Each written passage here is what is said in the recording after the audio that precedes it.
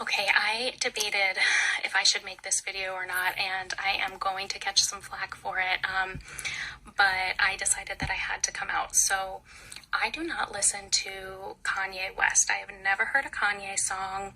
I used to pronounce his name Kane because I'm a little dyslexic and that's how I read it. But I was part of the Jewish assembly to decide if we should cancel him or not. By now, you all know what we decided to do, but I thought it could be helpful to tell you a little bit about the process because I don't think a lot of people realize that this is actually a lottery process or almost like a draft. There's a lot of Jews in the world, and we're very, very democratic people. So we do it by lottery. If your number gets called, you sit on that deliberation. So there was a deliberation for Shia LaBeouf, for Chrissy Teigen. Those were big and being discussed in Jewish circles when those deliberations were happening. My dad actually sat on the deliberation for Marilyn Manson.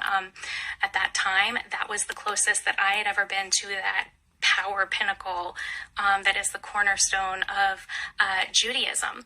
Now, there's some things that I'm not allowed to talk about. I am not allowed to disclose the criteria that we use to determine if someone should be canceled or not.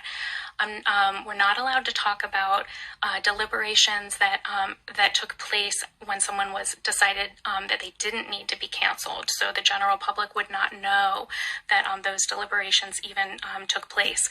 I can tell you that if someone is proposed to be uncanceled, the same group of Jews will come back and sit on that second deliberation. If a voting member is not able to be there for the second one, they always put the name of their closest living relative, as long as they haven't left the Jewish faith. I know that it is probably strange for the general public. It's probably very strange for people, non-Jews, people in public life, to think that, a group of people are meeting in secret to decide their fate. But I just want to give you a little comfort that we take these deliberations very seriously. It's actually part of early Jewish education. My son is just 4, and last week at Hebrew school, he had his first mock cancel deliberation, and the whole class deliberated, and they voted to not cancel his classmate. So please take a little comfort in knowing that by the time a Jew is actually sitting in one of these assemblies, deciding whether to cancel someone or not, they have often 20 years of training behind them to make the right decision.